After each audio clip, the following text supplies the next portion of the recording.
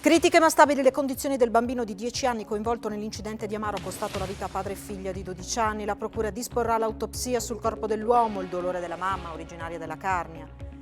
A Ferragosto saranno intensificati i controlli sui Green Pass. Convocato in prefettura Udine il Comitato per l'Ordine e la Sicurezza Pubblica ha confermato che gli esercenti possono chiedere il certificato verde ma non i documenti.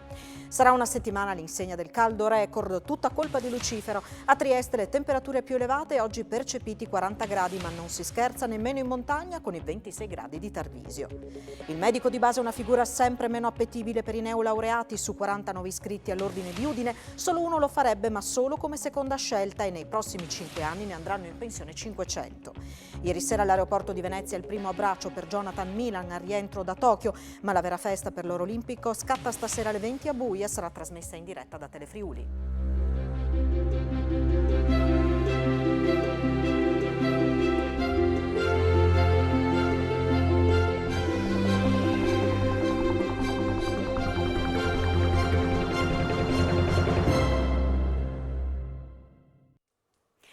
A tutti voi buonasera, ben trovati a questa edizione del telegiornale di Telefriuli.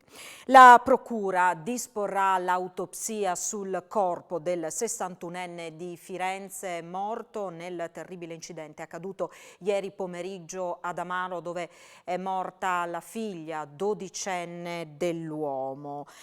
Oggi il riconoscimento delle salme, grave lutto per la mamma della ragazzina originaria della Carnia. Critiche ma stabili le condizioni del bambino di 10 anni rimasto coinvolto nel grave incidente accaduto ieri lungo la regionale 52 Carnica ad Amaro, schianto in cui ha perso la vita il suo papà di 61 anni, corriere della Bartolini Pietro Castracane di Firenze, e la sorellina Nicole di soli 12 anni. Ancora ricoverati in condizioni serie l'altro fratello di 9 anni e il cugino di 28 che viaggiavano insieme su una Ford, vettura che si è schiantata contro un auto articolato. La procura di Udine disporrà con ogni probabilità l'autopsia sul corpo del 61enne, ma non su quello della piccola Nicole. Indagato per omicidio stradale plurimo il conducente del mezzo pesante, il leso. Lutto a Firenze, in particolare per la mamma della bimba Raffaella, originaria della Carnia. La famiglia era partita dalla Toscana per raggiungere il Friuli e trascorrere una breve vacanza. Questa mattina è stato eseguito invece il riconoscimento delle salme. Non è stata ancora fissata la data dei funerali. Intanto sulla dinamica stanno cercando di fare chiarezza gli agenti della polizia locale. Malore fatale per una donna di 51 anni di Udine che questa mattina è stata trovata senza vita nella sua abitazione di via Mameli, nel capoluogo friulano. A dare l'allarme sono stati i parenti che non riuscivano a mettersi in contatto con lei, inutili i soccorsi. La salma è stata composta nella camera mortuaria del cimitero di Udine a disposizione dell'autorità giudiziaria che disporrà l'autopsia per fare chiarezza sulle cause del decesso. È finita con una corsa all'ospedale, una lite tra un cittadino algerino di 29 anni e un pakistano di 26 che si sono picchiati ieri a Udine tra Piazza 20 Settembre e Borgo Stazione. In soccorso del secondo anche 8 connazionali che poi si sono dileguati all'arrivo dei carabinieri. Per i 2 feriti lievi lesioni da taglio anche al volto. Oltre 600 quintali di fieno e numerosi attrezzi agricoli sono finiti in cenere in seguito ad un violento incendio divampato all'1:30 della scorsa notte nell'azienda agricola Persello a Susans di Maiano. I vigili del fuoco di Udine, San Daniele e Gemona sono riusciti a salvare tutti i capi di bestiame presenti in azienda, 40 mucche. Le cause del rogo sono accidentali. Leggera scossa di terremoto nel pomeriggio di oggi in Friuli alle 17:21. Il movimento tellurico di magnitudo 2,5 della scala Richter ha avuto come epicentro Cividale del Friuli, a 2 chilometri nord-ovest dalla città ducale. Secondo le testimonianze raccolte, il movimento sarebbe stato doppio ed è stato avvertito nitidamente, oltre che nel Cividalese, anche a Pradamano, Corno di Rosazzo, Buttrio, Manzano, San Giovanni al Natisone e Udine. Non si segnalano danni a persone e cose.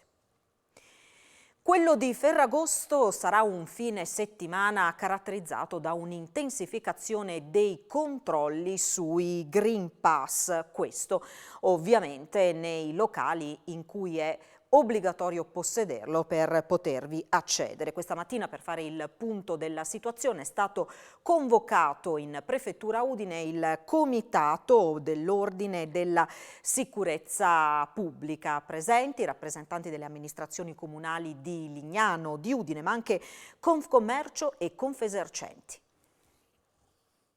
I referenti di Confcommercio e Confesercenti, insieme al sindaco di Lignano Sabbiadoro Luca Fanotto e un referente del comune di Udine, hanno incontrato questa mattina il vicario del prefetto del capoluogo friulano, Enrico Roccatagliata, per fare il punto sull'utilizzo del Green Pass in questo periodo di ferie ferragostane. È stato chiarito come i gestori dei pubblici esercizi possono chiedere esclusivamente la certificazione verde e non domandare invece altro tipo di documentazione personale, ad esempio la carta d'identità. Il fine settimana del 15 agosto sarà un weekend di controlli intensificati da parte della polizia locale, ma anche da parte di tutte le altre forze dell'ordine nelle località balneari e in generale nei luoghi in cui è più facile si creano assembramenti. Saranno monitorati anche tutti gli spazi chiusi pubblici dove il Green Pass è obbligatorio. Gli operatori turistici hanno capito l'importanza dell'applicazione di questa nuova normativa, dice il sindaco di Lignano, sebbene sia arrivata a stagione già avviata, creando problemi di riorganizzazione. Alcuni di loro infatti hanno lamentato un leggero calo di presenze all'interno dei loro pubblici esercizi. Sul fronte concerti invece abbiamo registrato un grande rispetto da parte dei giovani, tutti con il Green Pass o con il tampone. E sono 75 oggi in Friuli Venezia Giulia i nuovi casi di Covid su 5.561 tra tamponi e test rapidi antigenici eseguiti. 5 i sanitari positivi, anche un operatore di casa di riposo. Non si registrano decessi con Covid, ma aumentano le persone accolte in terapia intensiva, che sono 3. I pazienti ricoverati in altri reparti sono 27. In isolamento attualmente 834 persone. E dopo il bollettino Covid, il meteo sarà una settimana questa all'insegna del caldo record. Secondo gli esperti la colonnina del mercurio raggiungerà picchi molto elevati. Oggi la situazione peggiore a Trieste, dove si sono toccati 35-36 gradi, ma con una temperatura percepita di 40. Non sono andate tanto meglio le cose però in montagna, pensate a Tarvisio, sono stati raggiunti i 26 gradi. La colonnina di mercurio ha toccato e superato i 33 gradi in quasi tutta la regione. Unico posto al fresco, si fa per dire, la montagna, dove a Tarvisio, secondo i rilievi Osmer, si sono superati comunque 26 gradi.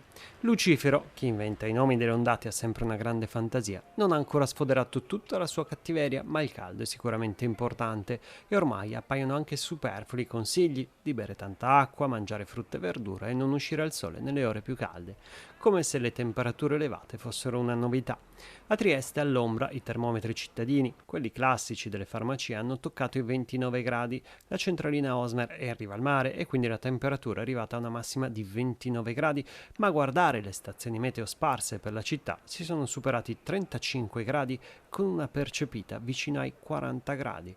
In centro non sono mancati i turisti che cartine alla mano giravano tra musei e luoghi simbolo, mentre chi non lavora ha ovviamente optato per Barcola, dove il vento e il classico touch ha regalato un po' di fresco. Veramente sì. Merita se vuole la giornata. Sì, merita sicuramente. Acqua calda, temperatura fresca. Perfetta, si sta proprio bene. Comunque abbiamo una riviera stupenda, alberi che ci fa l'ombra, meglio di così. Io sono appena tornato dalle ferie in Spagna, ma non abbiamo niente da invidiare a nessuno. Certo, meno che qua si sta meglio, è bello, acqua bella, fresca. Trieste è indicata tra le città a bollino arancione da domani e per un paio di giorni. Di certo, Barcola in un giorno festivo si presentava, se non al gran completo, tipico del weekend, già con un bel numero di persone tra Pineta in cerca dell'ombra e Lungomare in cerca della tintarella.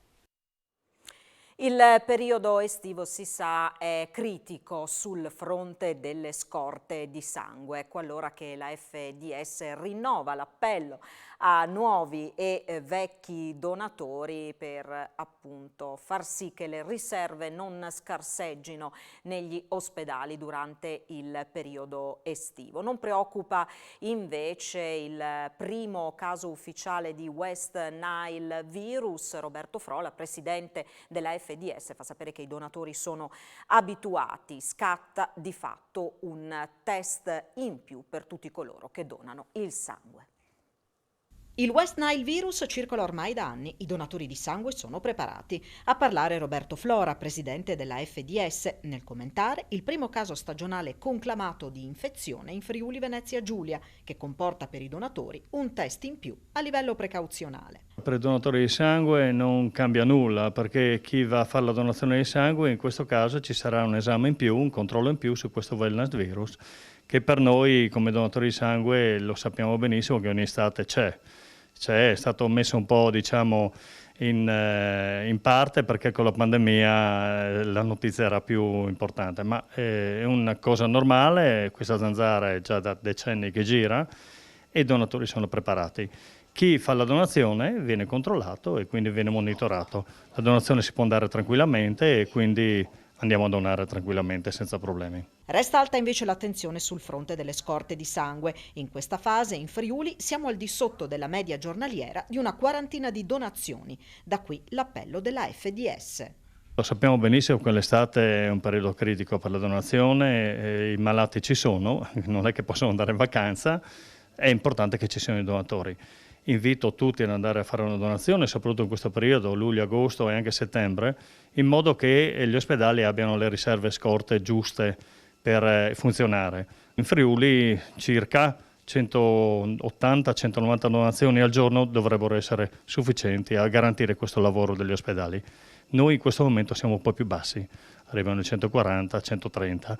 Dobbiamo recuperare questo gap. Ecco perché invito i donatori ad andare a donare, magari prima di partire e di andare in vacanza o magari quando tornano, però che passino al centro trasfusionale e non si dimenticano dei malati. Teniamo sotto l'occhio anche le nostre goccioline nel nostro sito portanedono.it, perché quelli sono i dati ufficiali che ci arrivano dal CUP regionale. Vogliamo fare un appello anche per potenziali nuovi donatori? È importantissimo, sì, certo, anche perché tanti nuovi donatori arrivano a una certa età in cui dopo non si può più donare. 2 volte all'anno, non chiediamo di più. Però questo è un gesto importante e speciale, veramente, che salva le vite umane, quindi siamo tutti uniti per fare questo. Quella del medico di base è una professione sempre meno ambita dai neolaureati. Su 40 nuovi iscritti all'Ordine di Udine, uno solo ha manifestato l'intenzione di intraprendere questa strada, ma solo come seconda scelta. Una situazione che rischia di diventare critica anche in considerazione del fatto che nei prossimi 5 anni 470 medici di famiglia andranno in pensione. Sentiamo il presidente dell'Ordine dei Medici di Udine, Gianluigi Tiberio, intervistato da Isabella Gregorato per la trasmissione Family, Salute e Benessere. Noi sappiamo che da qui ai prossimi mesi, per non dire i prossimi anni, che ci troveremo con una grave difficoltà sul territorio, in quanto molti colleghi sono in procinto di andare in pensione. Da calcoli che sono stati fatti dall'Osservatorio dell'Ordine, sappiamo che nei prossimi 5 anni circa 470 colleghi di medicina generale andranno in pensione in regione. Ricordo che in regione siamo circa 800, quindi più del 50% andranno in pensione. Questo significa che ci troveremo veramente con un problema grossissimo che riguarda la sostituzione di questi colleghi. Quanti sono i medici che riusciranno a essere pronti attraverso appunto le scuole di specialità per poter ricoprire questi incarichi? A livello della scuola di specialità del CEFORMED di Monfalcone sono 40 colleghi. Questi 40 colleghi diciamo, vengono formati in 3 anni, quindi ci ritroveremo con questo numero diciamo fra 2 anni, se hanno iniziato l'anno scorso. Dobbiamo pensare seriamente, in tempi anche rapidi, di programmare per bene questo tipo di necessità e di cominciare veramente a pensare. L'Ordine in questo senso ha lanciato più volte questo tipo di allarme. Ed ora parliamo del progetto Rifugi Sicuri. Oggi alla Malga Cason di Lanza con il vicepresidente Riccardi e l'assessore Zanni è stato consegnato il primo kit di pronto intervento per l'emergenza sanitaria incluso nel progetto Comunità e Montagna in Sicurezza. I defibrillatori arrivano in alta quota. Assessore Zannier, siamo alla Malga Cason di Lanza, è la prima a ricevere un defibrillatore, un progetto per rendere più sicura la montagna. Sì, un progetto importante dove a fianco di un'importantissima offerta turistica che la nostra regione sa esprimere, viste anche i magnifici scenari e paesaggi di cui dispone, riesce anche a dare un supporto in quei casi per i quali è richiesto un intervento immediato e credo che questo sia un ulteriore fattore di sicurezza anche per tutti i fruitori della nostra montagna. Un grande ringraziamento per tutti coloro i quali si sono spesi per questo progetto, ma anche per tutti i gestori dei rifugi che si sono messi a disposizione per essere proprio quei soggetti attivi nel momento dell'emergenza che sappiamo essere di un'importanza basilare la velocità dell'intervento. Quindi credo che questo possa solamente che aumentare quella offerta e quella capacità della Regione Friuli Venezia Giulia di dare anche supporto, sicurezza e servizio a tutti coloro i quali vogliono visitarla e vogliono trascorrere nei nostri magnifici paesaggi una parte del loro tempo. In questo paese c'è una grande vicenda che riguarda l'appropriatezza e riguarda tutti noi e quindi questo sistema e attraverso un processo culturale importante a partire dalle scuole deve riuscire a farci comprendere anche l'utilizzo del servizio sanitario pubblico. Io penso che questo sia un inizio importante, anzi non solo un inizio, una prosecuzione, perché iniziative di questo genere in questa regione stanno proseguendo da tempo. La collaborazione della Regione con la Croce Rossa Italiana è un binomio solido con molte progettualità comuni sia sulla parte sanitaria sia sul versante socio-assistenziale, binomio che vogliamo confermare e rafforzare. Lo ha detto Riccardi al termine dell'incontro avuto questo pomeriggio nella sede della Protezione Civile regionale di Palmanova con la presidente del Comitato regionale della CRI, Milena Maria Cisilino. Nel corso del confronto si è fatto il punto anche sul tema dei defibrillatori nelle scuole del Friuli Venezia Giulia, in merito al quale è in corso la fase di acquisizione delle disponibilità e di organizzazione dei percorsi formativi da parte della CRI in coordinamento con il sistema scolastico regionale. Croce Rossa Italiana, a cui abbiamo affidato il compito, ha rilevato Riccardi, sta procedendo e contiamo di arrivare in maniera piuttosto decisa al risultato finale, di avere in ogni scuola un defibrillatore e le competenze per utilizzarlo in modo efficace e tempestivo. Erano dotate di marchio CE, ma le loro batterie non erano conformi, così 234 e-bike sono state sequestrate all'autoporto di Fernetti. Erano provviste formalmente del marchio CE, ma erano dotate di batterie mai testate, senza le informazioni obbligatorie che devono essere fornite all'acquirente, ad esempio i dati del fabbricante, l'anno di produzione, il modello e l'eventuale numero di serie. Così 234 e-bike prodotte da un'azienda cinese che stavano per essere immesse nel mercato commerciale dell'Unione Europea sono state poste sotto sequestro dalla Guardia di Finanza e dall'Agenzia delle Dogane di Trieste nell'autoporto di Fernetti. Erano state importate da un cittadino italiano titolare di un'azienda con sede in Slovenia. Queste biciclette elettriche avrebbero fruttato ricavi stimati in 250.000 euro. L'assenza delle certificazioni di conformità avrebbe reso queste bike pericolose per l'incolumità e la sicurezza dell'acquirente.